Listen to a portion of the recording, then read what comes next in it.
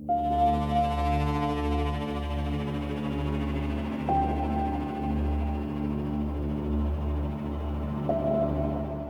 sounds so interesting. Hey guys, it's Retro Rose here, and welcome back to another demo. Today we're going to be playing Lover's Enigma. One of my lovely subscribers, let me double check, had mentioned it to me. I was like, oh, I should definitely play this. Give me a second to find their information so I can shout them out. UFAM2107. It was about a month ago. They said it was in regards to our Life Now and Forever demo. They were saying like, loved your video, by the way. Can you please try Lover's Enigma? I'd love to see you play that game too. I'm not gonna lie, after looking at the preview of it and just looking at the overall arching story, it's definitely up my alley. So I more than likely will be playing this. Maybe this will be like a game for Freaky Friday to have a consistent game for that. So let's give it a shot. And before I forget, if you are new here, again, my name is Retro Rose. I play a variety of games from indie horror, visual novel, cute and cozy, puzzle, adventure, action, suspense, you name it. But again, without further ado, we're going to get started with Lover's Enigma.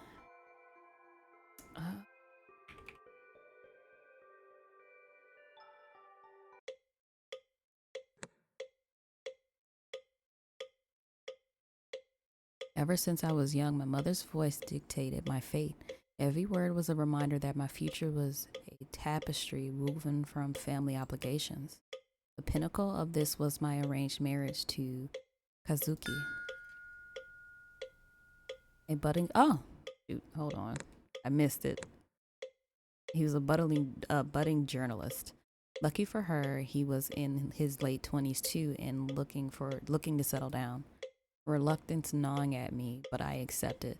More to quiet my mother's persistence than out of any real desire.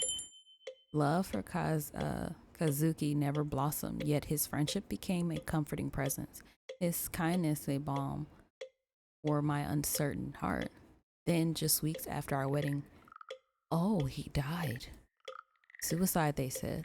But something about the way he died, the timing felt wrong. Terribly wrong. Yet what can I do? I'm an actor in a play stuck in a role I never chose. Every move and word feels scripted by someone else, and no matter how hard I try, I can't escape the part that I'm supposed to play. It's been 40 minutes. All you hear is the relentless sound of your mother's voice. Mom, I really don't think I'm ready for this. Nonsense, dear. You're not getting any younger, and it's high time you move on. Oh my God. Besides, Ryota seems like a really nice young man, and he's been asking about you. I know, but I still feel like something's missing, like I haven't properly said goodbye. Oh, sweetheart, always stuck in the past, aren't you?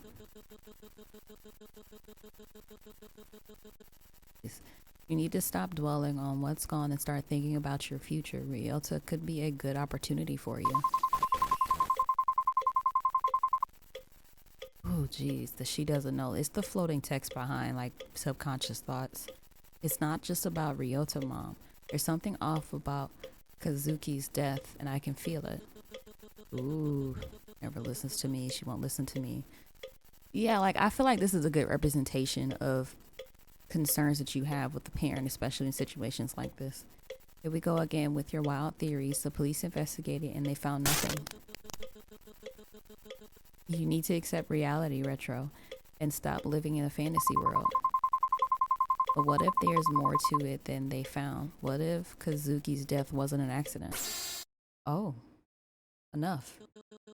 I won't entertain your delusions anymore. You need to focus on being a proper wife and daughter, not chasing ghosts. Yes, Mom. Oh! Good, now I'll talk to you later, and remember, keep yourself together. We can't have any more embarrassing incidents like last time. I'm sorry?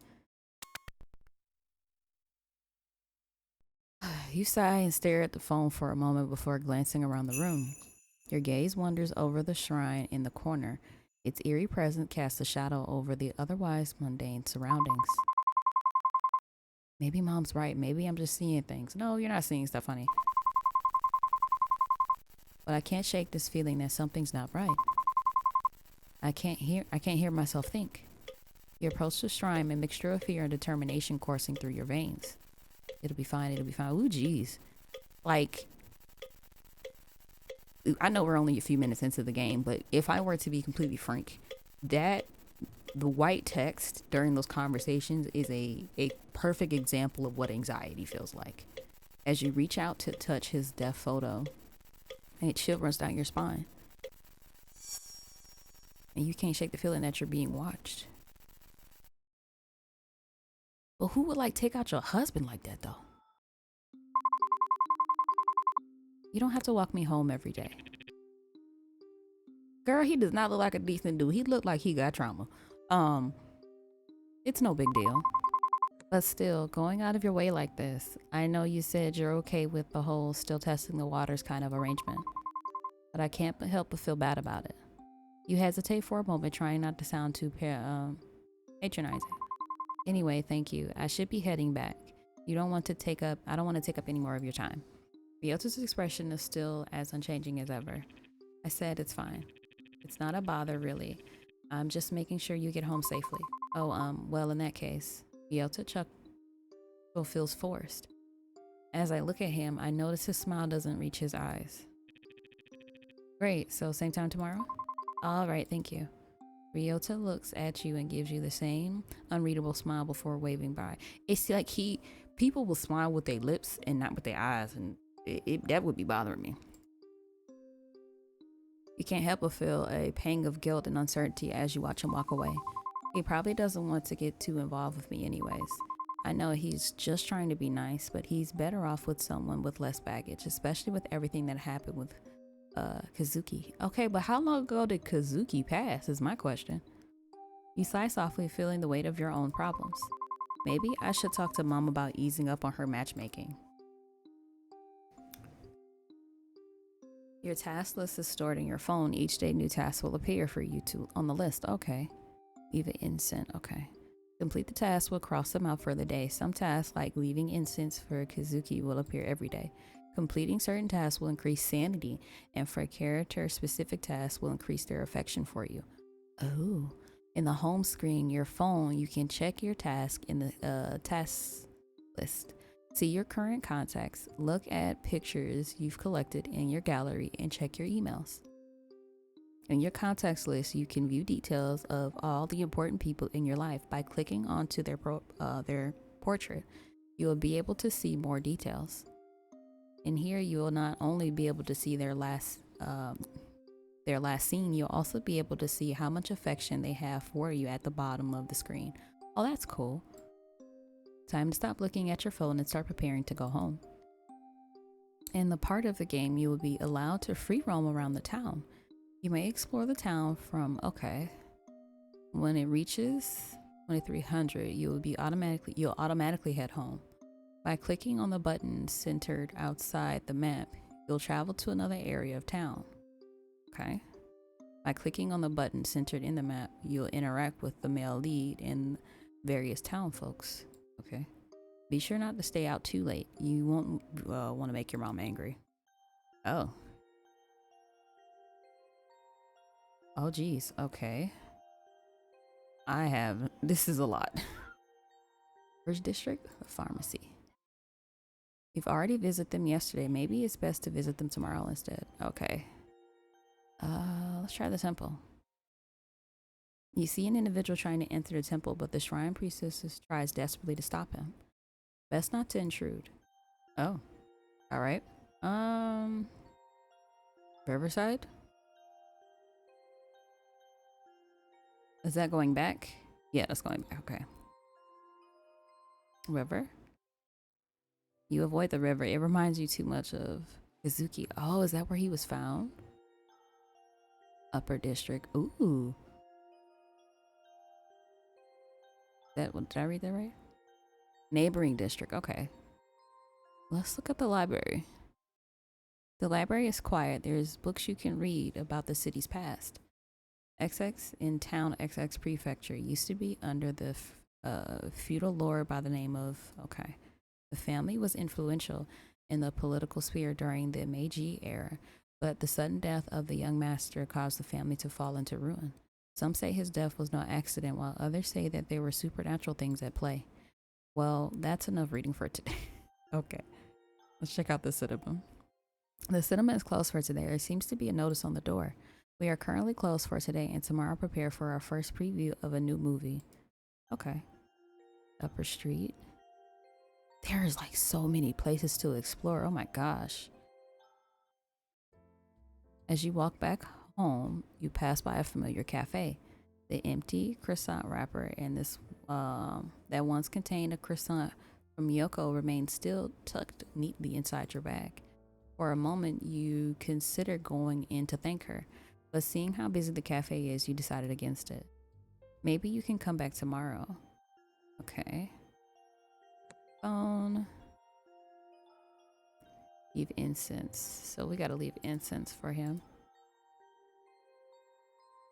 Let's look at the apartments, sweet shop. It seems to be closed today. Maybe you should visit tomorrow. The old lady that runs this place tomorrow. She's always kind to you, and it's been a while since you've talked to her. The alley? The alleyway looks dark and musty. Oh, it's a kitty. Oh, there's a strange cat here. You pet the cat. Yeah. Oh, affection with Miyabi increased. Oh, can I pet him again? There's a strange cat here. Pet cat. Oh, Miyabi.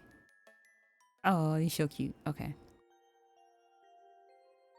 Strange office. Oh, this place seems shady. And there's a faint music playing from beyond the door.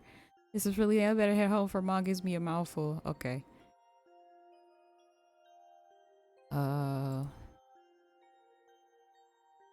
Shawty, where exactly do I stay? Maybe it's the apartments here?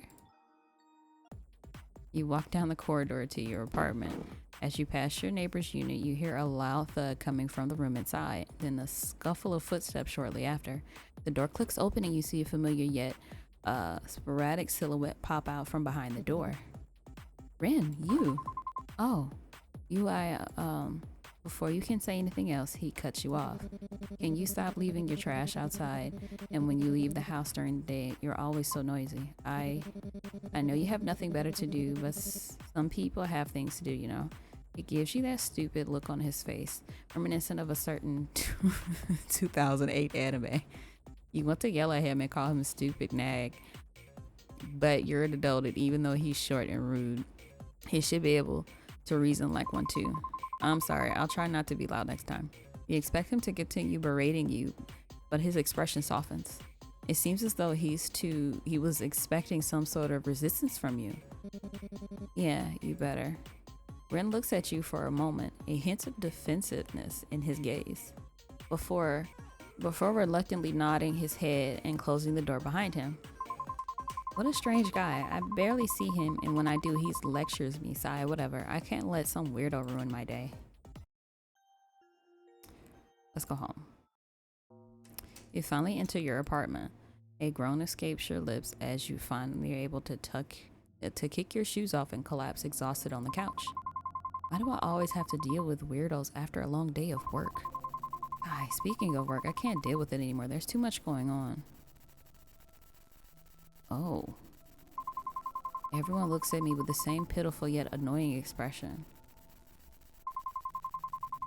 They gossip about me behind my back, and yet every time they see me, they offer some unnecessary advice. Oh my lord. Oh. It'll be so much easier if they just told me straight to my face that I'm weak. Oh. And Ryota, he's definitely not happy about this arrangement. And Kazuki, his death. I just need to keep it together somehow, and then I'll be fine. Ooh, Lord.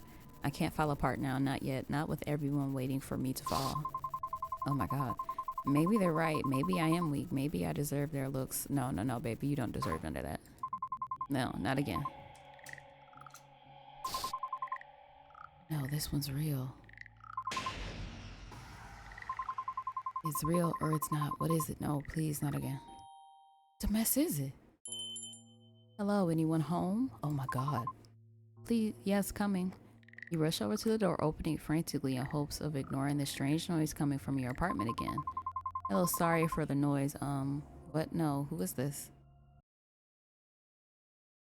Who the heck is this? Hello? Your eyes widen in surprise at the weirdo, suddenly dramatic entrance and a mix of confusion and skepticism on your face. What can I help you? How can I help you? Ah, the vibes from your home are not immaculate. I'm sorry, I just can't get over his whole getup. It's throwing me off. The vibes from your house are not immaculate. I can already sense the bad spirit squirming around in your abode. But no matter.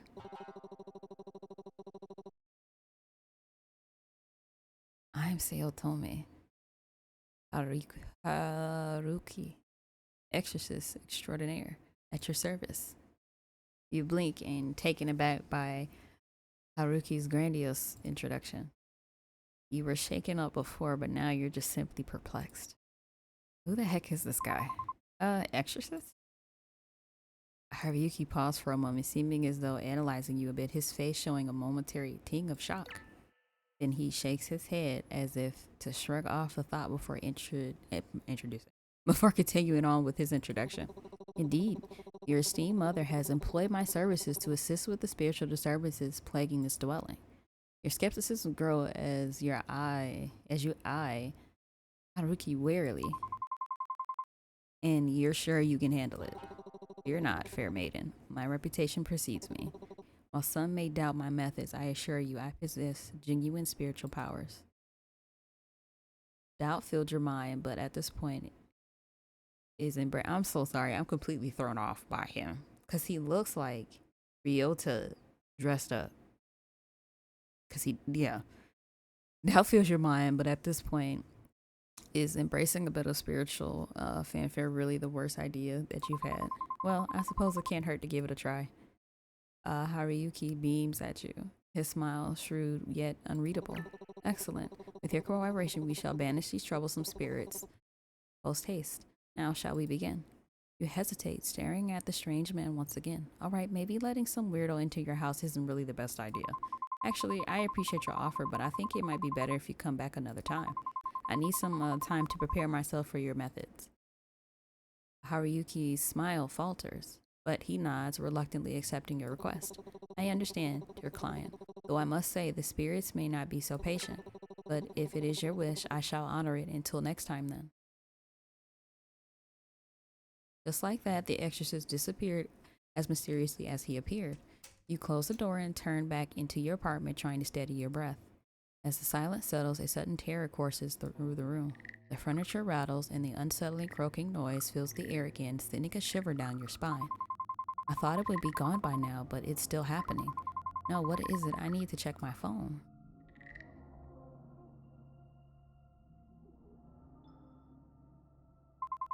Oh no, crap. I must have forgotten to leave an incense out for Kazuki. No, okay. As you approach the shrine, it begins to shake violently. Kazuki's death photo slips off the altar. You race to the shrine, your heart pounding in your chest. This is the slot machine. You need 3 matches to win, but if your sanity is high, you will only need 2 to match. Press the spacebar to start playing or click on the lever. Oh.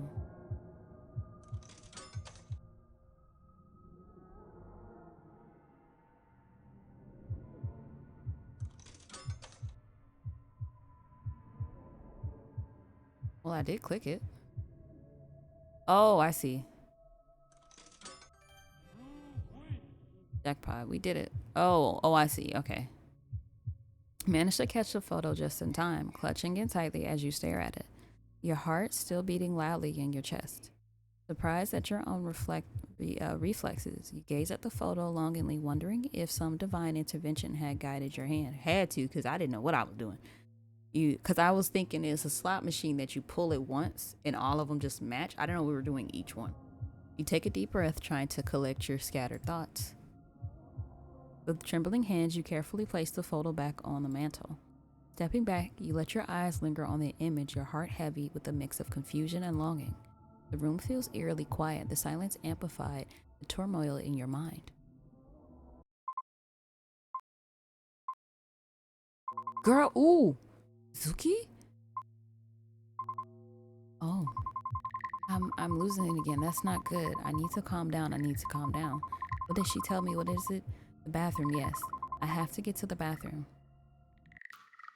Normally you would get actual help in order to keep yourself together, but that's not an option for you, at least not now.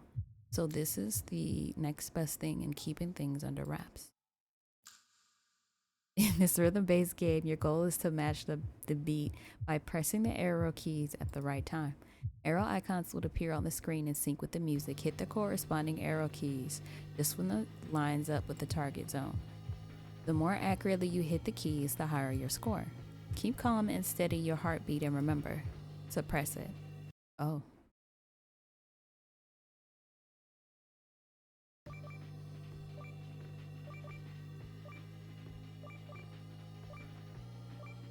Ooh.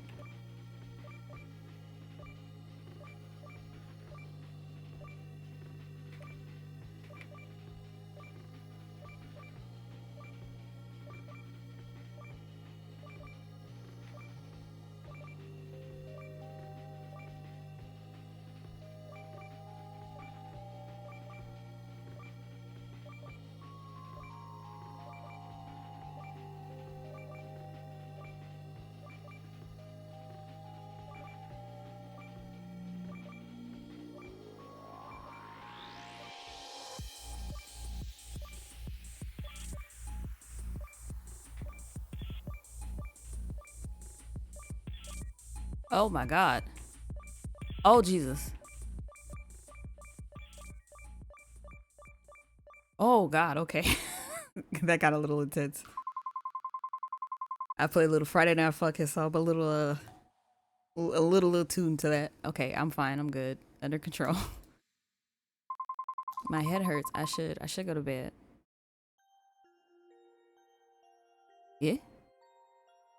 Oh, so this is how we move around the house. As you enter your bedroom, you fumble for the light switch in the dark. Your hair brushed against the sharp edge of your nightstand, and you feel a sudden sting of pain. You pull your hand back quickly, but it's too late. A small, deep cut begins to bleed. Oh. You grab the nearby towel and wrap it around your hand, pressing deeply into the cut, trying to stop the bleeding. Hey, yo. Your vision blurs a little as you wince from the pain, but you swear you see a weird symbol form amongst the blood splatter. Boyfriend's husband's exorcist, even this stupid apartment. Seriously, I wish mom would stop meddling with my business and making me do all this for her. Just as you say that, your phone buzzes. From the glow of your screen. You read the words, read 3 unread messages from mom. I'm exhausted. I need to sleep. I can't deal with anything anymore. As you lie on the bed, your head swirls with the afterthoughts of today. Mother's ghost, boyfriend's husband's, duty, sins, choice. Most and most popularly, importantly, you. Do your choices matter? You can't help but wonder about yourself. Can you sense that things are changing and no matter what you do, you can't stop it? You don't want to sleep just yet. There are many things to do, but your eyes give out as soon as you lay there in your bed. Your thoughts are finally quiet down, and all you hear is the same resounding sound of drums. Oh, this is crazy. Oh.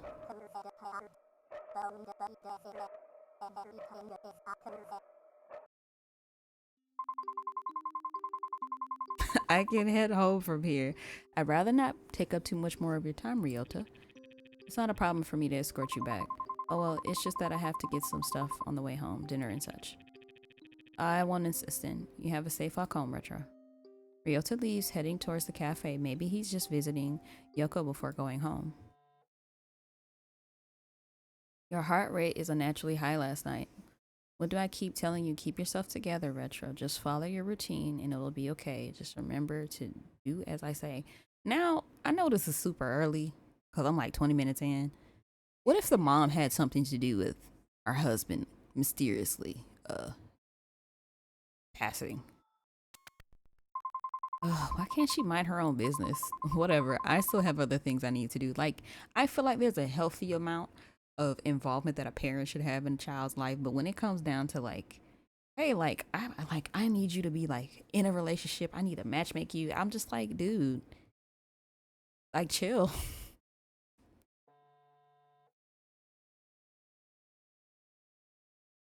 Okay, what's anyways, I should get some offerings for Kazu's shrine before going home. Thankfully the temple is still open at this hour. Free roaming is now available again. You'll be able to explore the town from okay.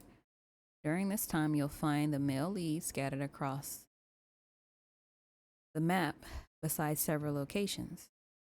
You'll be able to interact with them. Oh, I see. So the little icon lets you know where they are. You can also interact with various other town folks for other side interactions. However, they won't wait forever. Some interactions will disappear after a certain time, so choose wisely. Additionally, any interaction involving a main character will automatically advance time by an hour. Plan your night carefully.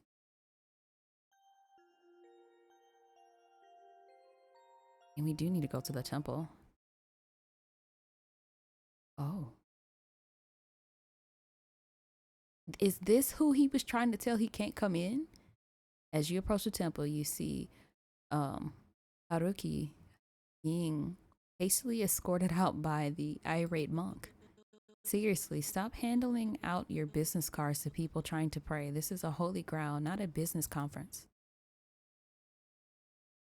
Haruki, unperturbed by the monk's anger, tries to defend himself as he pushed to the exit. Whoa, your boy on the grind for the bread. You got me. You get me. I'm so sorry, I was not expecting that. Whoa, your boy on the grind for the bread. You get me? I'm actually an exorcist. I'm here to help. That's enough. We've had it with your antics. Leave before I call the police again. Jeez, I'm not going to call. I'm not. Ugh. Jeez, I'm doing what's called marketing, all right? People need my help, and I'm not going to stop spreading the word. Speak up. Excuse me, can I vouch for him? He's actually an exorcist. I'm actually one of his regulars. The monk turns to you, his brows furrowed in skepticism. Young lady, you cannot be serious. This is clearly a con man. You need to be more cautious. People like him prey on the vulnerable. I wasn't thinking I was going to speak up and say, "Oh, he was an exorcist." I'm like, "Hey, like let's chill out and just tell him to get out of here." That's what I was thinking. I understand your concern, but he's genuinely helped me, and I wouldn't be defending him if he wasn't the real deal. The monk studies your expression. His stern look softens slightly as he considers your words. You honestly believe that? It's hard to believe anyone will find help for such a character. See, I told you I'm a real exorcist just trying to help people, not scam here. Give me a chance and I promise I'll respect your holy grounds. No funny business. Just a good old spill. The monk's eyes clearly torn between his duty and your insistence. Oh.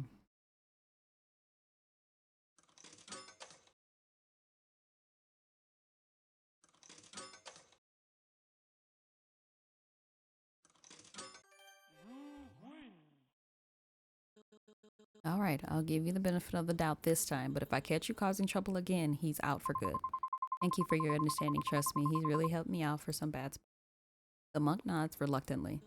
Very well, I'll take your word for it. Just make sure he respects the sanctity of this place. Haruki grins widely, clearly pleased. Thanks for backing me up, Retro. You're the best. I owe you one. Anyway, dear client, what brings you to this sacred ground? Surely it didn't just come to witness my flair. I came to get some stuff for Kazuki. What kind-hearted wife. How commendable. Though I must add a little note, simply bringing gifts might not suffice to appease all spirits, especially those of rather malevolent kind. He's not an evil spirit. Ah, I see. Forgive my choice of words, dear client. The world of spirits is vast and often misunderstood. Even benign spirits can have their own complexities and dangers. It is just that he's a little different. His ghost, if you will, has a different aura to it. Whatever is haunting your house, it is not a simple spirit. It's something that has been festering for years even. You're only saying that to sell me more of your services, aren't you? Yeah, a little, you've little faith. Well, I would love to show you more of my abilities, Retro. This time I am being quite serious. Whatever's going on in your home is quite unique. As much as I enjoy the eccentricities of the unknown, your house guest is not something to be taken lightly. Thanks for your concern. I didn't think you'd be so accepting of my deduction. Are you finally growing to trust me and my spiritual prowess? Don't push it. But as long as you know I do genuinely care, that's good enough for me. What do I don't know, man, cuz what if him dying, like, what if she has something to do with it, like unknowingly or whatever? That makes me wonder because it's either it's something she had something to do with it unknowingly, like possession or something, or it's all of the negativity building up in that house, and it's that's festering and maybe taking the like the energy of Kazuki, or like pretending to be him, because I've seen it in movies where somebody would reach out to a loved one and it's not the loved one, it's somebody pretending to be them. But as long as you okay. Anyways, I would love to stay and chat, but duty calls. Remember to contact me if anything happens. I'll be off. With a dramatic flourish of his coat, Haruki turns and heads down the temple steps, disappearing into the bustling streets. You watch him go, and a mix of amusement and reassurance settles in. Despite his eccentricities, Haruki's presence feels undeniably comforting. Right, I had better get to Kazuki's incense while I'm here. Is it my mom? Can I scroll here? Affinity increased. Affection with Haruki has increased. Did I do what I needed to do? Oh, I did get the incense. Oh, thank her for the croissant.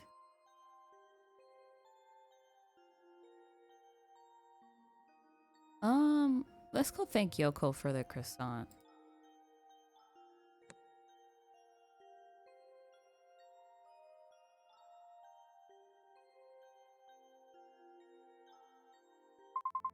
The cafe is closed. Oh, it's closed right now? And probably the sweet shops too. Yep, okay. So we can kind of just head home, looks like.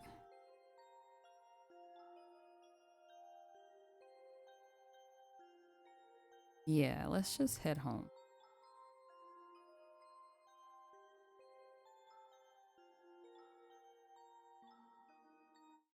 As you step into your apartment, a knock echoes through the door. A voice calls from the other side. Was anyone home? What now?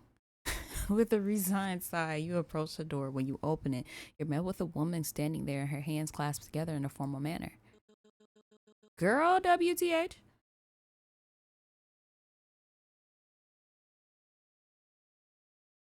Have you found salvation, Hiroshi no Kama? Salvation? What do you mean?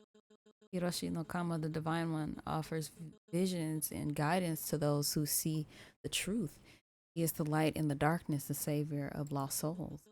You seem like someone searching for answers. Why not explore what he has to offer? Embracing his guidance might bring you the balance and peace you might keep, peace you need to keep things in order. After all, in the midst of chaos, true balance is found through the light of the divine. I'm gonna reject that. No thanks. I don't really want to. You try to close the door, but the cult member wedges her foot into the gap. I understand your reluctance, but Hiroshi no Kama's light is too important to ignore. This path offers salvation and purpose, and turning away now means missing out on profound truth. Please reconsider. Our door is always open, but the time to accept her guidance is now. Girl, I don't want nothing to do with that.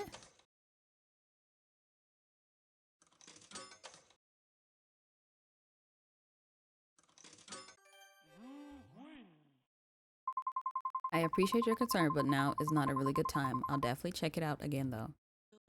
I understand it's not the best moment, but Hiroshi no Kami's guidance is essential. This opportunity to find balance and peace might not come again. Isn't your search for answers worth exploring? I'm really not interested right now. But think of the clarity. This is how you get hit. Get your foot out my door. But think of the clarity and purpose you might gain. Just a brief visit could make a world of a difference. I said no. I need to focus on other things at the moment. I see. Well, I'll respect your decision for now. I'll come back with more information if you're still unsure. Thank you for at least considering it. Remember, our door is always open. Woman bows deeply and, with a final lingering look, turns away, leaving you alone. Yeah. After a long day, you decide to visit Kazuki's shrine. Compared to the day before, it's still relatively neat. I should take care of him first. I hope this keeps you at peace tonight once again. Maybe it's my imagination, but the air around the shrine feels a little colder, and the feeling of gratitude settles in my bones. You smile softly at the shrine. Good night, Kazuki. Tidy shrine. Work was tiring today. I'm sorry, Kazuki, but I'll do what I can. They're all better.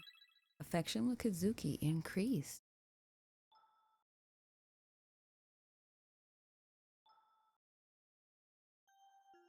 Hmm. Okay.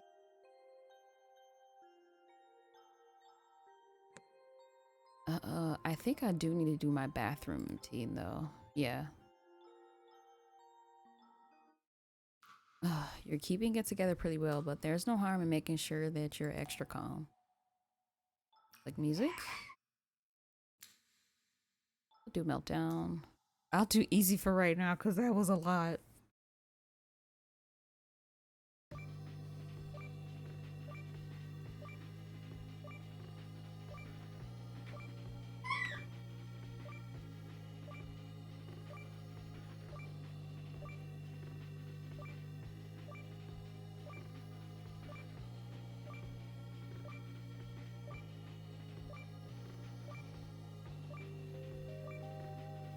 Oh, child, I'm scared to see normal.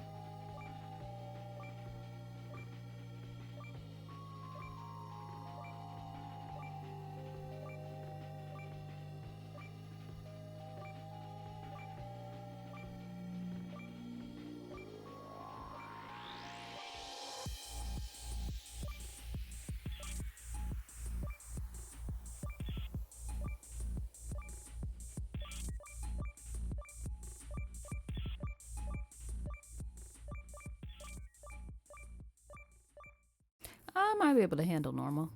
We'll see. Pff, impressive. You hit 100% of the total notes. Sanity increased. Did somebody send me a message or something?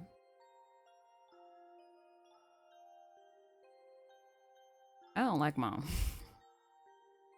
Wait, is there anything else I can do today? Can I keep my sanity high? I did my bathroom routine. And I think we can call it a night here. Window? The window remains closed from the previous day. Do you still want to open the window? No.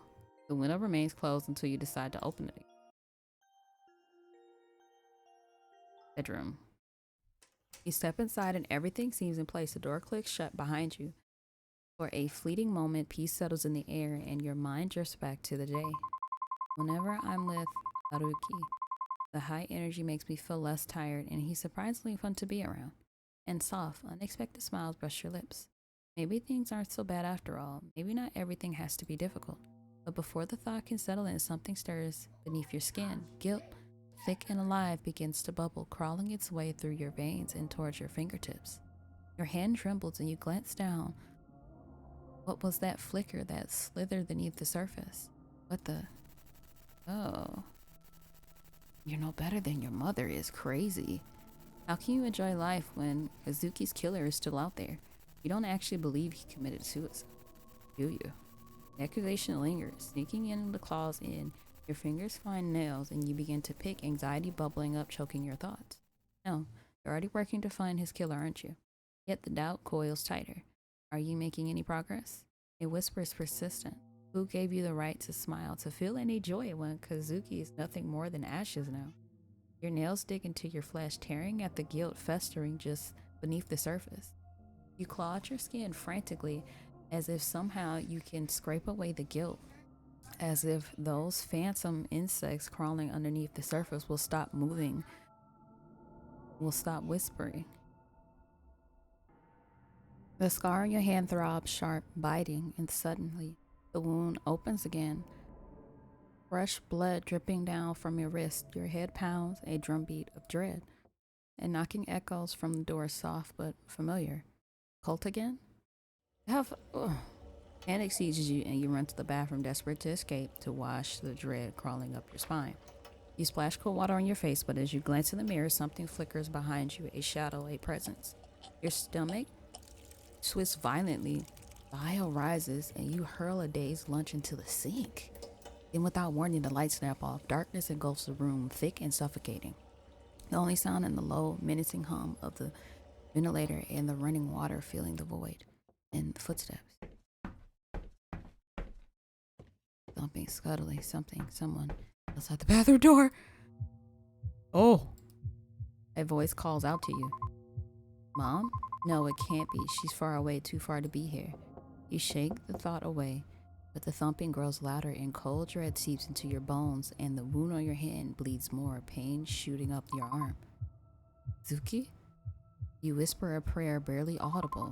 I'm sorry, please. I'll find your killer, I swear.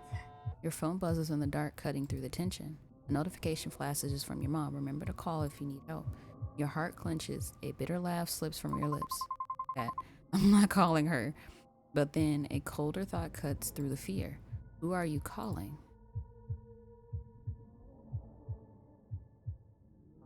Call Haruki. Your hand trembles as you pull your phone out to call the only person you knew who could deal with this. Ring, ring, ring, click. Hello, dear client. Are those pesky spirits being restless again? Or perhaps they're moving things around in your apartment? You're not, for my services are always at your disposal. You were so taken aback by his precise knowledge of your predicament that the rest of his bombastic greeting went right over your head. How did you... Anyway, you're right. Things in my apartment were moved while I was at work. I swear my apartment was empty and no one was home. When I got back, everything was a mess and something felt off. I didn't know what it was, but it felt supernatural, perchance. Please just come over and help me. Of course, I'll be there shortly, my lady. Beep, beep, beep. Despite how odd he is, I can't help but feel reassured. The chilling of the apartment sends shivers down your spine. And so, partly against your better judgment, you step out of the apartment to wait for Haruki to arrive. When the steady tapping of Haruki's shoes finally echoed down the hall, the sun has already started setting. He waves at you before grasping the doorknob and opening the door with a flourish. After a brief moment, he pauses in the doorway, turns, and gives you a wide grin. My, this is quite an energetic spirit we have here. Of course, this will not be an issue for me. I would advise that you step back a bit, my lady. You obediently take Haruki's advice and take a few steps back. Haruki, almost in a strategically like fashion, places candles around my apartment. He then comes back to the doorway and prepares to chant. The very air of the room starts to feel charged as Haruki's voice takes on a melodic quality. Words that I have no understanding of flow like water from his lips. His hands trace intricate patterns through the air and the candles flickering wildly as the flames dance erratically in non-existing winds. It doesn't take long for the room to fill with unsettling energy. A chill runs down your spine as a cold draft rustles curtains, sitting shivers across your skin. Melodic chanting is suddenly interrupted. Haruki clutches his chest, staggering. A faint trickle of blood escapes from the corner of his mouth. Each cough sends a speck of blood splattering onto the floor. The room is filled with the sound of his labored breathing, and the eerie silence is only accompanied by the ticking of the clock. The flickering candles slowly calm as Haruki straightens slowly, wiping his mouth with the back of his hand only to unsuccessfully smear it instead. It's fine. It's just a particular strong spirit I'll manage. Though something like this can't possibly stop the strongest exorcists around here. Of course, something as minute as this can't keep me down. With the strength of 1,000 suns and the wisdom of ancient sages, I shall banish any spirit that dares to disturb your peace. But a bit of added protection wouldn't hurt. I picked this up from the temple today. It's not as strong as me, of course, but it does work. And even if it doesn't, it does add a cute little addition to your bags. Aw. Haruki digs through his bag and pulls out a small lucky charm with a cute cat face on it. Please have it. Thank you. It looks like you. Do you think so? I guess my charm is rubbing off on this cute little cat. Yeah, it's got the same mischievous smile. Well, I do aim to bring a bit more cheer to even the most serious situations. Speaking of which, this little guy is said to wander off or to ward off evil spirits. Keep it close and it'll keep the negative energy at bay. I appreciate it. Hopefully, it'll be as effective as you are. Of course, together we'll make sure that your apartment stays spirit free, and if you ever feel unease, just remember my chanting face on the kitty. You know what? It also makes me wonder if it's a issue. He said that that thing has been festering for a long time. What if it's like influencing what the mom is doing? I didn't even think about that. All his waving around leaves his sleeves pulled up, revealing tattoos on his arm that seem closer to carvings than ink. Can't help but steal a couple of glances at them, noticing beads of blood seeping along the intricately carved symbols. Haruki noticed the glances and sent a grin your way and eyes twinkling mischievously. Ah, these old things? They're my best kept secret. People say there's a map to the buried treasures. But I'm afraid it's just my way of keeping things interesting. You're bleeding, though. It's something to be worried about. What kind of exorcist would I be if I were afraid of a little blood? I'm fine. Besides, it hurt a lot more when I got them. You hand him a towel as you take a seat next to him. Still, though, it looks painful. You hesitate thinking about whether or not to ask Haruki about them, but he senses your curiosity and speaks up anyway. They're a protective ward so that it won't ever lose a battle with the spirit. But if you're so strong, why would you need them? There's no shame in relying on an extra layer of protection. Sometimes there are enemies you can't fight alone. And besides, they look pretty cool, don't they? As to the whole mysterious exorcist vibe, like I walked straight out of the anime or something. You roll your eyes, smirking at his cheekiness. But your smile fades when you see Haruki's wince in pain. He's still hurt, his wound is still bleeding, and there's a ghost in your house. Haruki, you know, behind all this cheeriness and grandiosity, it seems that you don't know much. I don't know much about you. He pauses, his expression shifted as he searches for the right words before finally responding. It's nothing too interesting. Haruki's smile fades slightly, his eyes distant, as if he's sorting through unpleasant memories, or perhaps he's still dealing with the pain. Well, I've always been spiritually gifted. It's been my thing for decades. It's only the only thing I have. It might not seem like it, but I guess there's a responsibility to it. Oh, and I like mackerels. Mackerels, all right, I suppose. All right, it's the food of the gods. Ruki's expression shifts to something softer, but still as genuine. I know it might be hard to trust someone like me, but for some reason you do. Thank you, I appreciate it. I promise I'll tell you everything someday, maybe over some fried mackerel. He gave a soft chuckle at his playful remark as he returns to his usual demeanor. He adjusts his sleeve to conceal his tattoos once more. A little ritual I did should keep them quiet for a while, but watch out. This one is a persistent spirit. Nod gratefully, feeling a sense of relief mixed with concern for Haruki's well-being. Thank you, Haruki. Please take care of yourself. He acknowledges your words with a nod, his eyes reflecting the flicker of gratitude amidst the weariness. Always. Bleh, I say anyways, because I'm used to people saying, anyways, I gotta skedaddle, so I was thinking he was gonna say that. Always, my dear client. Until next time. Haruki trotted down the hallway, giving one last wave as you close your door. Sanity increased. Affection with him increased.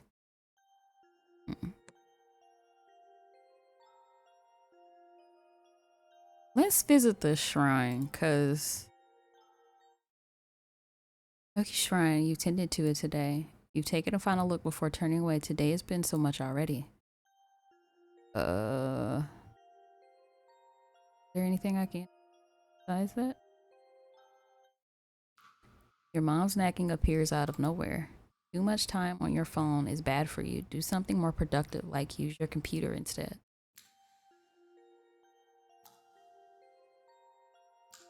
What is that noise?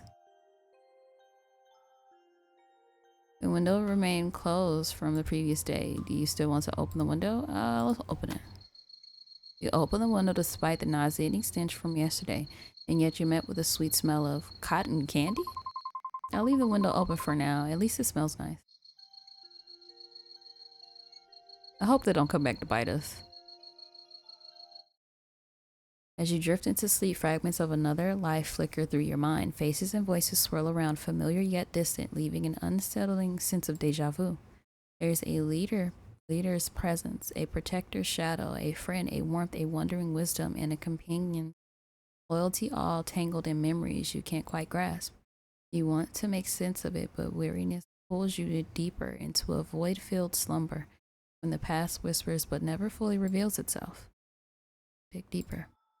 You feel your heart wrench as memories of the past continue to swirl in your brain. You hear the same familiar knockings, but this time they feel different. No teeming with the same malicious intent brewing in your apartment, but with an air of protectiveness, warmth, and even love. Someone loved you very much. He cared about you in the past. When you were chased out of the village, he took you in. Yes, him. He did everything. A mason, servant, a power. Unlike the people at your village, he wasn't afraid of you. Even through you brought endless calamities. Ooh. Was potentially. He was potential. He was strength, and he saw kindness despite everything. You were the calm in his life until deeper. Until the calamity. Yes, you ruined everything. You had someone who loved you, but you couldn't help it. You had to ruin it all, didn't you? You had people who cared, and yet it wasn't enough. You had to destroy everything. A persistent ache gnaws at your temples as you toss and turn in bed. When you finally drift off, you find yourself trapped in a state between waking and dreaming, and with the oppressive weight of sleep paralysis pinning you down. All around you, the shadows dance and morph into haunting figures. Muffled voices distant and unintelligible echo in your ears as they scream your name. You see the people who loved you melt into a horrifying mass of flesh and blood. You try to scream to move, but your body disobeys your desperate commands. Just when you think you can't take anymore, the darkness leads. Wake up drenched in sweat and trembling in the nightmare, clinging, remnant leave, shaken and exhausted. Ooh, sanity decreased. Okay. After work, you were stepping off the train with Ryota and your phone suddenly rings. Seeing that it's an unknown number, you excuse yourself and step aside to answer, leaving Ryota waiting for your curiosity. Waiting for you curiously. Hello, this is the Officer Watanabe. Hello, this is Officer Watanabe. I'm calling to discuss Kazuki's case. Yes, what is it? Have you found something? Did you find his body? Actually, we didn't find anything. We thoroughly investigated the matter, and the evidence all points to a tragic suicide. We believe it's time to close the case. I understand this is difficult, but continuing to push won't change the outcome. You can't be serious. There are too many unanswered questions, and I know there's more to it. Kazuki wouldn't just end his life like that. His body wasn't even found, and that suicide note was clearly fake. Again, I sympathize with your situation, but all the evidence supports your conclusion. We will not reopen the case unless we receive concrete proof that someone else was involved. No, I can't accept that. Kazuki deserves better than this. I deserve closure too. Look, I understand that you're grieving, but if you continue to pursue this, you could face legal repercussions for obstructing the police. I'm advising you to let it go. Are you just going to leave? We don't have the manpower or resources to waste on a closed case. I'm very sorry, and I hope you will be able to find peace soon. Dang. And with that, the line goes silent. You angrily close your phone, and your reflection stares back at you, helpless from the darkened screen, as if begging you to do something to fix this. An overwhelming urge to scream wells up in your chest. I'm sorry about that. His voice surprises all of the rage out of you in your agitation. You have forgotten he was still there watching the whole debacle unfold, and you turn around mortified. Sorry about that. It's just the police again. You must have guessed. They've given up on Kazuki's case. I'm really sorry that this is happening after all. The work you've put into this, I don't know what I can do to help, but if there's anything at all. Oh no, it's okay. This is my burden to bear. I can share it with you. Let me. So it's not good to fret over the past. Your mother's right about that. Ugh, not her again. I know you really look up to her, but she's not exactly the best person to listen to, especially with how stubborn she is about her ideals. The way she believes how anything can be overcome if you just put your mind to it. But sometimes hard work just isn't enough. I know how headstrong your mother can be, but that mindset did help me and Yoko out of everything. Vaguely recall how your mom was there for Ryota and Yoko back in school. She helped them to escape their abusive homes, always listened and supported them in their teaching. It's it's a memory that sticks with you, especially when you think about how different things were for you. She means well and she cares about you. Does she know? The words came out tense and bitter. Can't help but feel angry at your mom for pressuring you even in her absence. At Ryota, even though he doesn't know any better, and yet yourself. Ryota senses the change in tension and clears his throat. Today's been a long day. We should grab some food before I take you home. Yoko has been going on about the new pastry at the cafe. We should give it a try. You hesitate, unsure whether to accept the offer. On one hand, you were annoyed at his blind admiration for your mom, and on the other hand, you know he's not doing it on purpose. And I'm like, it can be frustrating, especially if you see that part of your parents, but then somebody that you're close to sees a completely different side and help them through a tragic event. They're gonna completely look up to them like some kind of savior, and you're like, well, they're not as like amazing person as you think. I'll accept it. All right, I'm a bit hungry, so let's go. Ryoto smiles warmly at you, his concerns momentarily fading. All right, let's go. Affection with him increased. Oh, Omecha. Are you here to see me? Ah, you're here too, I guess. Are you 12? You're always so sensitive, Rio. Anyways, how can I help you guys? Oh, I just came here to talk to you. Oh, you're so cute. You don't have to butter me up to get pastries. I always save some for you in case you drop by after work. You know I'm not here for that. It's a bonus. The real treat is talking with you. Thank you, Amichan. Your sweetness is wasted on someone like your brother. Seriously, I'm right here, guys. We're only joking around, and besides, it's not like you guys are actually dating, right? Here, this is for you. Yoko hands you a golden flaky croissant. Enjoy. You're never that nice to me, because you don't deserve it. Amichan does. Anyway, we've gotten some new pastries that are to die for. What will it be? Ooh. Monte Blanc. Let me look these up. Don't judge me. Because I also enjoy eating cafes. So it might, not really eclair girly. Chocolate crepes. I think I'll take a Castella. Because I'm used to eating that. Sounds great. I'll take that one over there. Yeah, soft, fluffy sponge cake with a hint of honey. Simple. But it melts in your mouth. And what about you, Rio? Just a coffee for me, thanks. Alright, coming right up. You two find a seat and relax. As you find a cozy corner to sit in, you can't help but notice the warmth in the cafe, a stark contrast to the old conversation with the police officer. Ryoto attempts to lighten the mood, doesn't go unnoticed, and you start to feel a bit of the day's stress melt away. Shortly, you see Yoko bringing over pastries and coffee with a cheerful smile. Here you go, enjoy. Thanks, Yoko. This looks delicious. Anytime, Amichan. Just remember, you're always welcome here.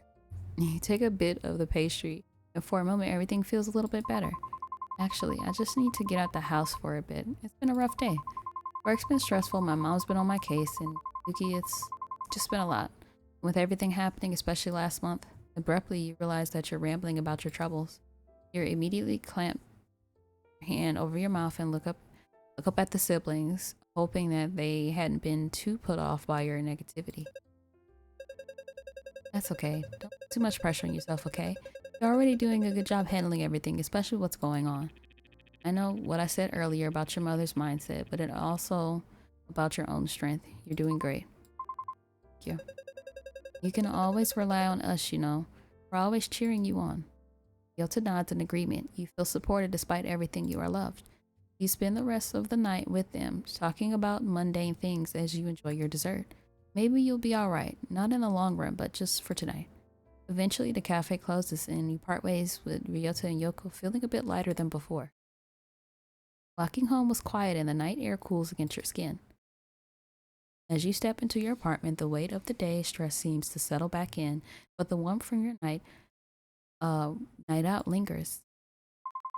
Another exhausting day of work is finally over. Hope tomorrow won't be as bad as today.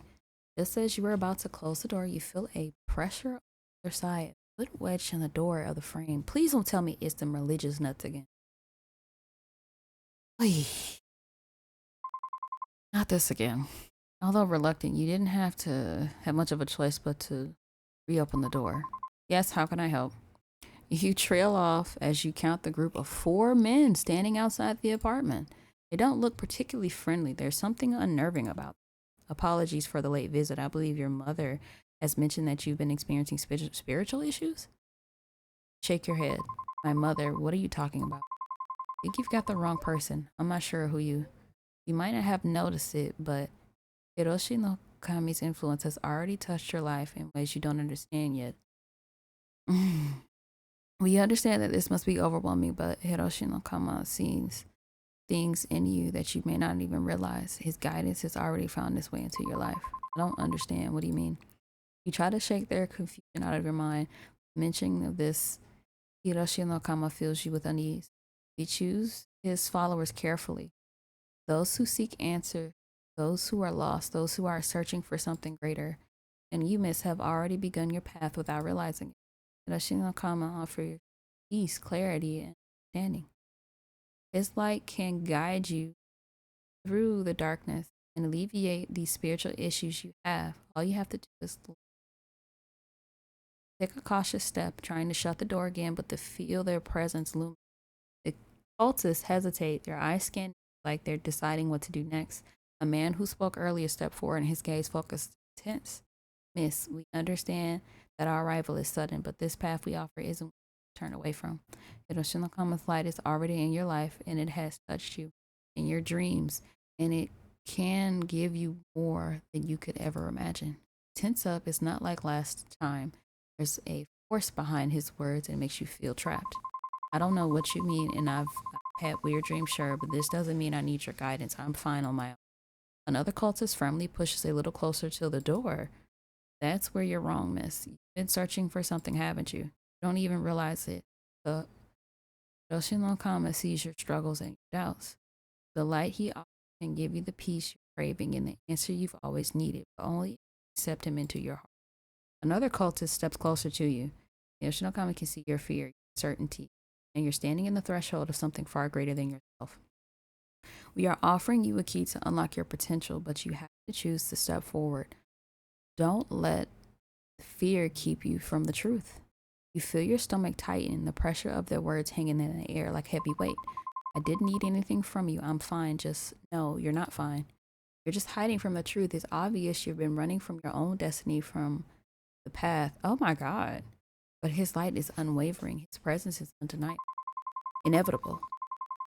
I'm not interested in this Kami of yours, okay? I just want you to leave me alone. Listen to yourself. You can feel it, can't you? Just leave. Witness inside you. Oh my God, will calm that storm. He asks that you open your heart and trust him and allow him to guide you. You know that deep down, you won't find peace until you accept him. You feel a cold chill running down your spine. This isn't just a request anymore. It's an ultimatum, and you start to realize the more you resist, the more they're going to push. Miss, please, you don't know what your turn. Hiroshi no Kama offers you everything you've ever wanted. Purpose, clarity, belonging. You can't see. The truth is right in front of you. Boy, they finna make me mad. I'm cold. I get a blanket. Oh my God. Stop fighting it. Let him in. You'll find peace. You'll find strength. Just open your heart to him. Feeling the weight of their words press on you, anxiety starts bubbling up. You don't understand. I don't want this. I don't want your salvation or your Kami or whatever it is you're offering. Just leave me alone. A look of disappointment flickers in his eyes before he exhales almost sorrowfully.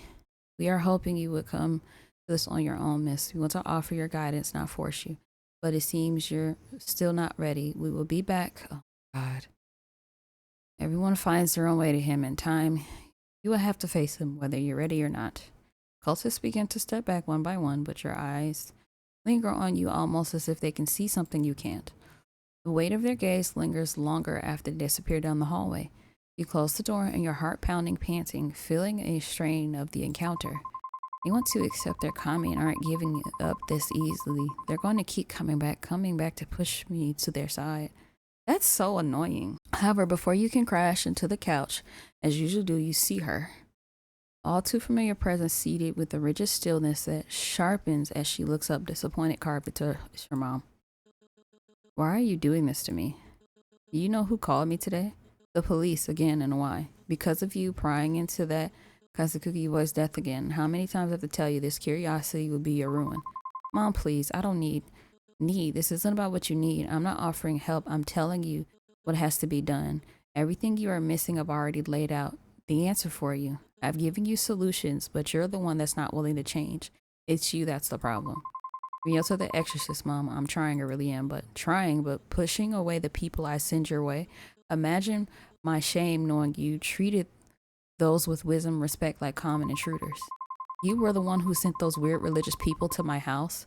Mom, they're complete strangers. Weird. Watch your tone, girl. They grasp truth you'll never understand, and you turn them away. You are unwilling to change. Mom, I don't need them. They can help you find peace. You let them. If you let me help you. Her gaze pierces through you, and then a calculated shift in her voice softened to a deceptive murmur that chills your skin, like a calm before a storm. You won't have to bear these burdens if you just listen. All I want is what's best for you. The room feels like as if it's closing in, shrinking with every word that slips from her mouth. Her voice relentless and insistent, sinking into you like the weight of pressing on every side. It's too much. Your sanity slowly slipping. Ooh, your heart slowly pounding against the pressure building up in your chest. Oh, a conscious urge given to surrender. Oh no. I can't take this. I don't know what to do. Your mind reels, cloud of anxiety, and her words echo around you. The pounding in your chest grows stronger, threatening to overtake the last bit of composure. And despite your visible displeasure, your mother keeps speaking, her voice constant assaulting your thought against your thoughts. You almost break down as your mother's words ring in the background. There you go again. You're going to say something or just sit there. She waits, and her gaze, piercing, expects you to respond. What are you trying to pull? Don't just stare blankly at me. Her face hardens. Her gaze latches onto you, expectant, demanding more. Your grip falters, nearly slipping entirely when suddenly a voice, soft and unfamiliar, echoes in your mind, cutting through the clamor. You don't have to do this alone. Your eyes gaze over to the phone in your hand. You don't have to deal with her rambling alone. Yes, you can always get help. I have to call someone. This was nowhere nearby. And Haruyuki, who knows where he is right now. Rin would be an option, but he's hardly the type to calm things down. If no one's going to be here right away, then I'll have to keep her distracted until they do. I call.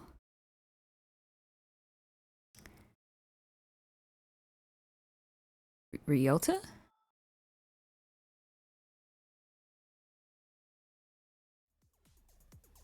Oh my god.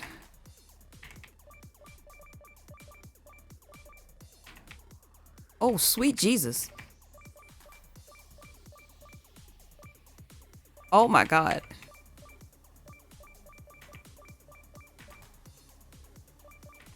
Oh my god. Oh, okay. Okay, that was terrible. I was not ready for all of that.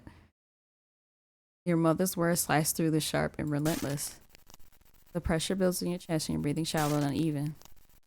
You try to steady your breath, grasping for the calm, meditative exercises that usually help, but it seems as though no amount of meditative breath would drown out your mother's voice. Keep calm, keep calm. What are you muttering now? Speak up, you bumbling. The words fall away from a deafening crash, and the sound of something shattering, reverberating through your mind. It's as if the world around you cracked open in an instant, leaving nothing but the weight of her accusations. The sound of impact is deafening, snapping the moment in two. Your breath comes in short, ragged gasps. Your heart races and the feeling of pressure in your chest intensifies, and you glance down expecting to see your phone and anchor in the chaos, but it's gone. It lies several feet away from the floor, face down and motionless, like the air in the room. How dare you? How dare you insult Your own mother. Her voice rises, cutting through the thick haze, settling over your mind. I gave you life, cared for you, and this is how you repay me, ungrateful. Oh.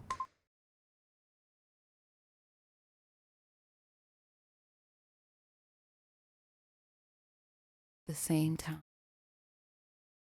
For a moment, the world tilts and the room spins into a blur, and the noise in your mind vanishes. Then you hear the vibration from your phone growing louder, and it clashes against the remnant of your thoughts.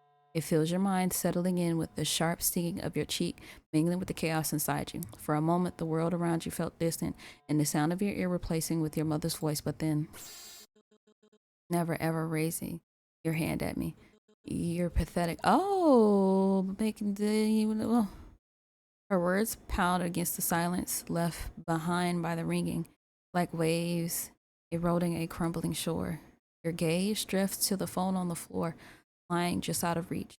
A hollow ache settles in your chest as you wonder briefly, bitterly, if things could have been different if you had made the call. Would this have ended differently? But the thought slips away unformed as her voice rises again, hammering against what's left of your resolve. Here in the suffocating space, there's no escape. Just her voice, her presence, her endless crushing weight. And all you can do is endure.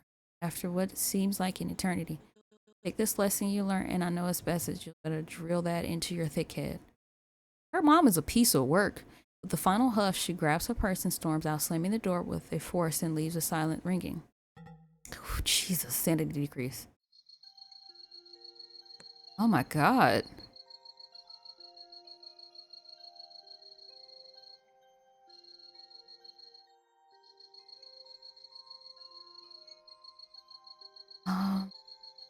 Can I still go get his stuff? Dang it, okay.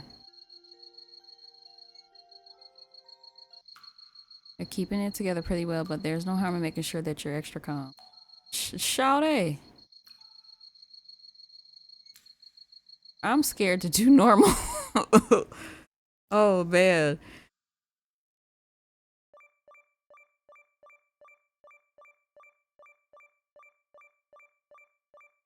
Yeah, normal would eat me up if it's...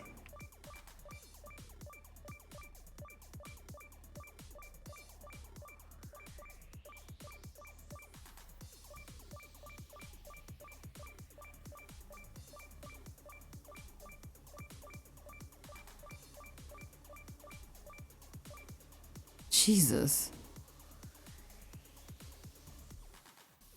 Oh, this poor child, man. Impressive. You have hit 99. Oh! Yay.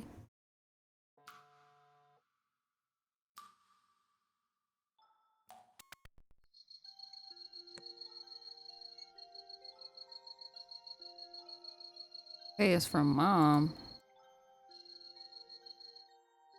Contact.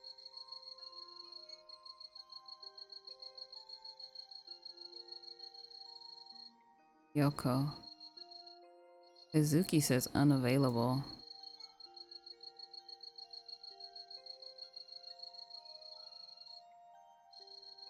Yota at 55 with him. Wait, does my mom's count? Crying at the notes just being mom. What does wait mean? Oh, that's like a pause. No, let's chill.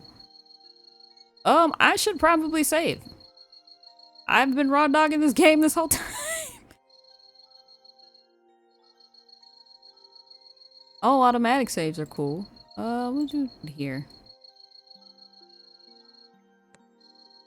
Oh! Okay. So what's on my to-do list today? I need to get incense and visit the police station.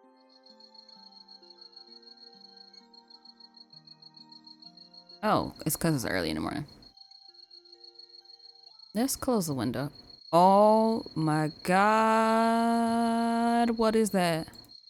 Instead, you see a child crouching in the corner, unmoving, no explanation, no reason, just there. Now that is a strange sight. The true classic horror movie fashion, do you keep the window open or check if he's okay just in case it's Or do you pretend you saw nothing and close the window? No. As you step away, the air feels heavy and the room colder. You're supposed to feel relief, yet something compels you to look back in an instinct you can no longer ignore.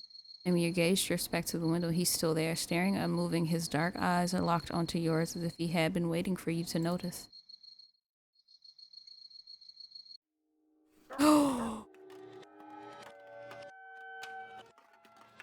Please let me in. Please. It's cold out here. Please. What the? Just like that, whatever was outside the window is gone. The spot where it had just been moments ago is now empty, swallowed by the night. No footsteps in the frost, no shadow in the dim glow in the streetlight, just silence. Hey, yo. I'm going to bed. You finally enter your bedroom and switch off the lights, but then flicker and splutter before finally surrendering to darkness. Slipping beneath the covers, you hear the quiet hum of pipes and low rustles of cars in the street, usually footsteps of neighbors from above. But tonight, the footsteps multiply, growing a thump, become heavier and faster. You start to wonder for something else. The glance, you place your phone nearby, fingers itching for a quick call if needed, but eventually sleep takes you. Okay. All right. In the depths of this night, you dream the Kazuki. The dim haze scene, he is talking about his fascination with collecting insects, each word faint as a breath. The images, though, grow clearer: beetles, cockroaches, or as something different, something sinister, its body shaking around the room like creatures just beyond your reach. You search almost desperately, trying to find its name, but it slips away elusive, lost in the fog of your dream. It seems as though the tapestry is finally unraveling itself. The key players have already made their first move. Though some have moved quicker than expected, others still hesitate as if time waits for them. I wonder what your next move will be, my dear princess. Huh? Eh?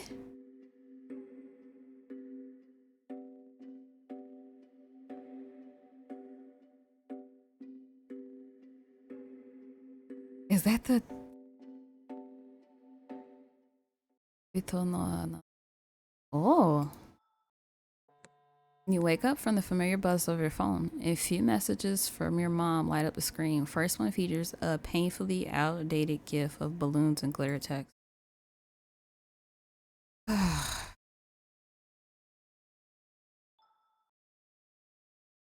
Yes, classic from your mother, equal parts affectionate and command. Almost slips your mind it's your birthday today.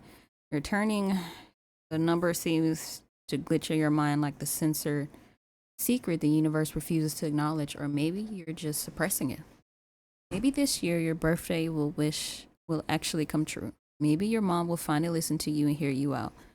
Will let you breathe without constant pressure of her expectations. Maybe today will actually be a good birthday. Just kidding. You already know how it's going to end. Oh well, no point in dwelling on it. You'll deal with all that after work. Hey, Retro. Happy birthday. You're getting pretty old, huh? Yeah. Whoa, I heard from Tanaka-san that it's your birthday. Must suck having to spend it at work, huh? Well, that's just life. I don't know how many other ha-has I have left in me. By mid-afternoon, it's clear today is just another work-filled birthday. The highlight of the day, a hefty stack of monthly reports unceremoniously dropped on your desk by your boss, a truly unforgettable birthday gift.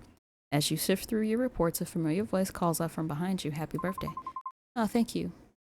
You glance over your shoulder, offering a polite smile. Oh, you said that quite a few times today.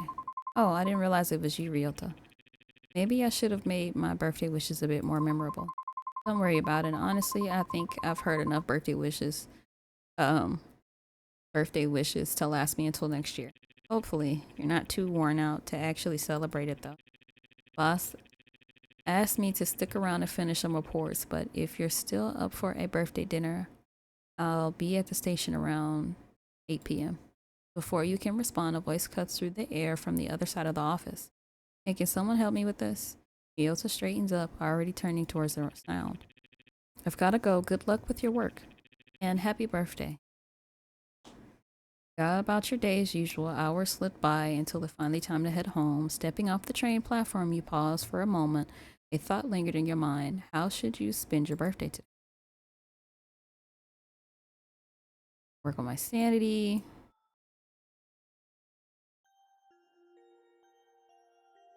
He said he'll be at the train station.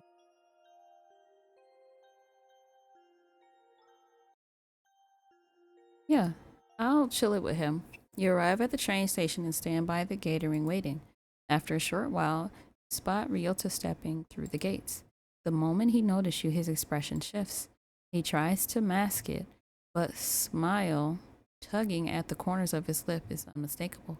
It's brief, a flash of something warmer than usual, but it doesn't escape your notice. What if old boy isn't even like gone? I didn't think about that because I didn't know they couldn't find a body. What if he's not gone, but he's like watching us or something? As he approaches, his tired eyes reflect the exhaustion from work, but the soft smile never quite disappears. Oh, you're here. Sorry if I kept you waiting. Were you waiting for me? I hope I didn't make you wait too long. I'm glad you decided to come. You know, you're still up for it. We can grab that dinner like I promised. My treat, of course. Yes. Yeah, I like that. Let's go have a birthday dinner. For a moment, Ryota seemed caught off guard. His eyes widened just slightly before his expression softened into a warm smile. His relief and happiness unmistakable despite his efforts to stay composed. Really? I mean, great. I was worried you might have had plans with someone else. I'm not exactly um, the life of the party. I really enjoy being around you. You don't need to be the life of the party to make someone's day better. Thanks. That means a lot, really. Well, there's this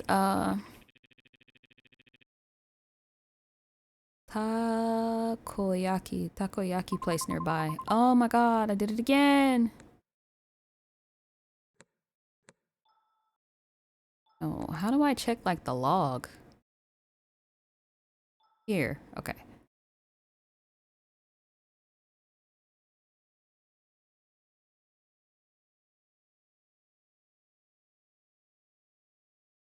Well, there's this takoyaki place nearby. It's not fancy or anything, but I thought, well, it's your birthday, so you should get something that's good to eat. Sounds perfect, lead the way. The rich aroma of grilled taiyaki fills the air as you step into the cozy eatery. Its warm light casting a welcome glow. You take a seat beside Ryota at the counter, and the comforting aroma of fresh grilled takoyaki wafting up and the steam plate set before you. For a moment, neither of you speak, the quiet hum of the restaurant filling the space. You glance at Ryota, his gaze fixed on the food, and finding yourself wondering how to break the silence. Ask about this place. How'd you even find this place? It's so tucked away. Honestly, it was by accident. One night after working, I was wandering around and it just ended up here. I didn't even know this place existed before that. An unlikely coincidence? Quite so. Like how in stories the main character always ends up just at the right place at the right time. Maybe we're just in some cheesy romance written by someone lonely writer. Well, I got some good taste for food, I guess. Ask about work. So how was work today? Pretty busy. I was rushing to meet the deadline, but luckily I made it just in time. Right, I hope I didn't make things harder for you. If you needed more time, we could have done this another day. He also shakes his head, a soft smile spreading across his face. Don't apologize. If anything, it gave me something to look forward to. Anything for you. Ask about the food. I didn't know you like, takoyaki. I'll eat anything really. Even shellfish. What's wrong with shellfish? They're like the ocean's cockroaches physically, but physically and biologically. And that's such a dramatic way to put it. They're delicious though. Yeah, well, as for... So are cockroaches to some people, apparently. Ugh. Okay, fine. I'll stop trying to defend seafood. As you sit at the counter, the comforting aroma of takoyaki wafting around a raised waist from the nearby booth catches your attention. Despite your better judgment, you can't help but overhear the conversation. Are you seriously going to let them dictate everything? Every decision, every plan is always about what they want. Out of everyone, you should understand why it's not that simple. Understand. I've been trying to understand for years, but it feels like I'm the only one trying. I'm tired, tired of feeling like I can come second to your family. You sit quietly, the tension in their voice make it hard to not listen. The weight of their argument feels heavy, as if stealing a glance at Ryota, you realize he's also caught in their words, his expression thoughtful. There's a moment of silence between you, broken only when Ryota clears his throat and says softly, "They're being awfully loud." What do you think? Who's in the right here? Oh, I'm not sure. Stuff like that is not so black and white, and you can't really know who's right unless you're in their shoes. That's true. Do you think family is everything, though? That's a heavy question. He exhales softly, and the faintest trace of nervous laugh slips through. I guess I don't really think about it much. Maybe it's better that way. You tilt your head, waiting, but he quickly continues before you can press further. I hope the food is to your liking. What do you really think, Ryota?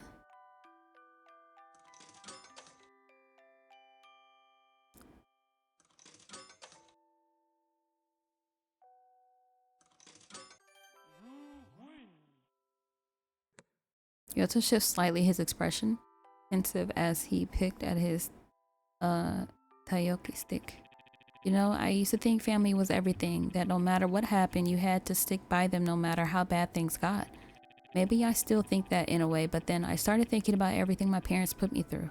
It just doesn't feel right. It's hard to call them family when I feel like they've hurt me more than anyone else. It feels like I'm contradicting myself when I think that way. I wonder if it's just bitterness that's clouding my judgment. Maybe I've let it build up over years and now it's all I can see. If you ask me who is in the right, I honestly don't know. Even though their families has done some terrible things, a part of me still feels like if I were in his shoes, I'd still feel indebted to them. It's like this strange codependent connection I can't shake. The words hang between you heavy and uncertain, but you can't help but feel a sense of understanding stirring within you. You gently place your hand on the counter, leaning forward as you meet his gaze, offering quiet reassurance. I get it. I'm in the same boat, honestly. Even though my mom is terrible to me, I sometimes wonder if I'm just holding onto all of this bitterness because of everything she's done. I don't even know if I'm angry at her or just at everything she's made me feel. It's hard to tell when the bear's bitterness ends and what really begins. Ryoto is quiet for a moment, processing your words. As he looks at you, his face softens and he gives you a small, understanding nod. Yeah, I know what you mean. It's not easy to sort through all of those feelings, especially when you don't have the answers. But maybe that's okay. We don't have to figure it all out right now. We can take our time to figure things out together. His words were gentle, sincere, and the weight they carry is comforting in a way you didn't expect. You gave him a small smile, grateful for the quiet connection that passed between you in that moment. It feels like a small step forward, like for the first time, you don't have to carry the burden of all those unanswered questions alone. Okay, enough sad talk. This is the part where I give you your birthday gift. You got me something? Or yeah, so you shouldn't have. It's nothing much. I bought this a few months ago, didn't know when would be the right time to give it to you, but I thought your birthday would be the right time. You glance at him curiously as he reaches into his jacket pocket, and his movement deliberate, almost hesitant. When he pulls out a small velvet box, your breath catches. What is this? He opens it to unveil a delicate necklace, a pendant shaped like a radiant sun. You doubt yourself a lot, and I know that, but to me, you're the sun, you're bright, retro. His words leave you speechless for a moment. Your heart feels full as you carefully take the necklace from him. Ryota, I don't even know what to say. Thank you. It means so much to me. You don't have to say anything. I just wanted you to know how much you mean to me, and well, maybe it's a way to pay you back for everything you've done for me. You don't owe me anything, you know, but thank you, really. Then two of you fall into a quiet rhythm as you leave the restaurant, the necklace resting against your collarbone. It weighs a comfortable reminder of his words. You find yourself replaying them in your mind, marveling at how he could see you as something so bright and positive. You've never thought of yourself like that before, and now here's something unfamiliar bubbling up inside you, warm and fluttering.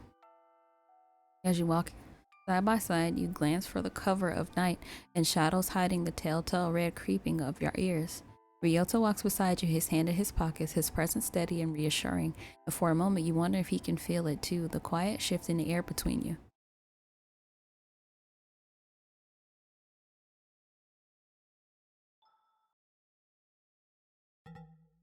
Huh?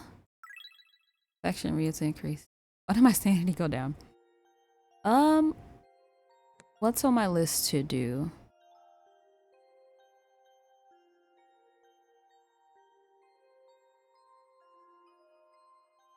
I need to go get some incense for him.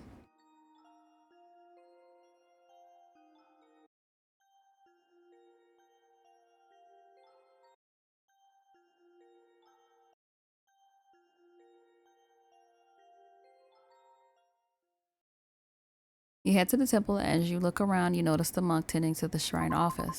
Excuse me, have you seen Haruki around? If he's not at his office, he's probably wandering around town trying to drum up business.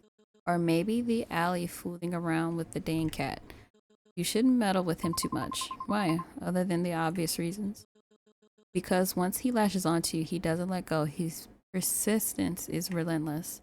The monk hesitated. His glance darted around to ensure no one was listening. When he spoke again, his voice was barely above a whisper. Look, miss, I know you and he share a bond of some kind. You seem like a kind soul, but there's a shadow that follows him. I've seen what happens to those who stay close. Nothing good comes of it. I'm listening. I'm listening. The monk exhales slowly, his gaze hardened as he leans closer. His voice drops to a near whisper, the weight of his words filling the silence. Words spread quickly in the circles of those who deal with the unseen stories whispers. They say he carries an unnatural shadow, an omen of misfortune, harbinger of calamity. His expression darkens. For a moment, he looks as though he's relieving a distant memory.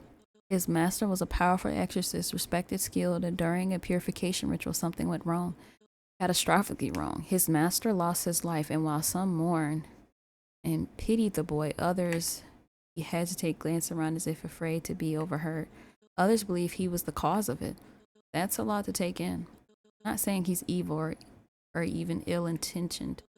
Perhaps deep down he's a good man, but sometimes it's not the person that's dangerous. It's what follows them. And with him, the cost of associating often outweighs the good. He straightened his tone softened. The gravity of his words lingers. Whatever you decide from here is your choice, but remember there's a wisdom in walking away from trouble, even when it's wearing a kind face. Choose carefully. Okay, that was something I had better go get. Peace, Winston, while I'm here. Affection with Haruki increased. Okay. Oh, let's see. Got his sense. Oh, I could find him in the alleyway. Let's go find him in the alleyway. Oh, he is with the cat. Notice Haruki in the alleyway crouched near the stray cat with a small dish of food in his hand. Approach him. My dear client, have you come to visit me, or Mr. Tubbs over here have another visitor? Glance down to see the stray cat nestled comfort between his shoes. Haruki is crouched beside him, carefully placing a small dish of food within the cat's reach. Are you acquainted with this guy? Seems like he's got a good sense of fans. He's got a lot of fans. Miyabi glances at you briefly, then turns away with a flick of his tail, letting out a soft hiss of annoyance as you approach. Ah, ignore him. He's a meanie, but deep down I think he secretly likes people, maybe. Haruki shrugs with a grin, scratching behind Miyabi's ear unfazed. You seem to know him pretty well. How long have you been feeding him? Oh, it's been a while. He showed up around here a few months back, scraping a little standoffish. I've never seen him during the day, but he's always come back to the spot late at night. Maybe he's got a day job. Anyway, I took a bit of time and now he actually lets me pet him sometimes. Alright guys, I'm actually going to cut it here. This is a lot longer than I expected in terms of a part for a demo, but we'll definitely pick this up next Friday. So thank you for tuning in, and please like and subscribe and share my content so I can bring you more videos. And I hope after this video that you subscribe and become a part of my rose garden. But without further ado, I'll catch you next time. Bye.